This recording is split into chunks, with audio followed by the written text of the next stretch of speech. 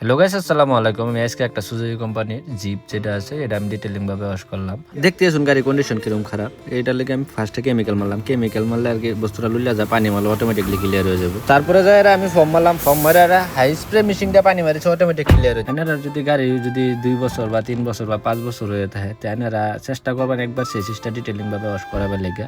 চেসিসটা detailing ভাবে wash না করালে গাড়ির যে মামরে খাইতে আছে বা মারি লোক ঢুকে ঢুকে রইতেছে চিফার মধ্যে, সেই চিফার মধ্যে এনার গাড়ি তো থাকবো।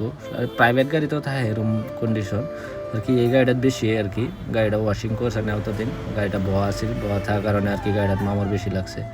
আপনারা চেষ্টা করবেন বছরে একবার হলে না গাড়িটা ডিটেলিং ভাবে ওয়াশ করাবার লেগে, তো গাড়িটার বেলোটা বেশি বাইরে হবো আর সিস্টেম মামরে খাবেন। দেখতে আছেন নিজের কন্ডিশনটা কিরকম খারাপ হয়ে রয়েছে, সেই লেত্রা লেগে রয়েছে। লেত্রা লাগার লেগে নিয়ে ফার্স্টে ডিজেল স্প্রে করলাম, ডিজেল স্প্রে করে কেমিক্যাল মারলাম। কেমিক্যাল মারার রিজন হলো ওটা কেমিক্যাল মারলে টোটাল বস্তুটা ক্লিয়ার হবো, প্লাস্টিক পার্ট কি ডিজেল দেয় না, খালি ইঞ্জিনটা সাফ হইব হালকা, আর কেমিক্যাল দেয় না সবটি আর কি, প্লাস্টিক পাইপ সাইপ যা আছে সব সাফ হয়ে যাবে। আর যদি ভাবতেছেন এই যে ওয়াশ করা বলে গাড়ি, তো শিলপুরি হ্যাপি কার ওয়াশিং সেন্টারে ভিজিট করবেন। আর ভিডিওটা কিরকম হয়েছে কমেন্ট করে জানাবেন। আসসালামু আলাইকুম।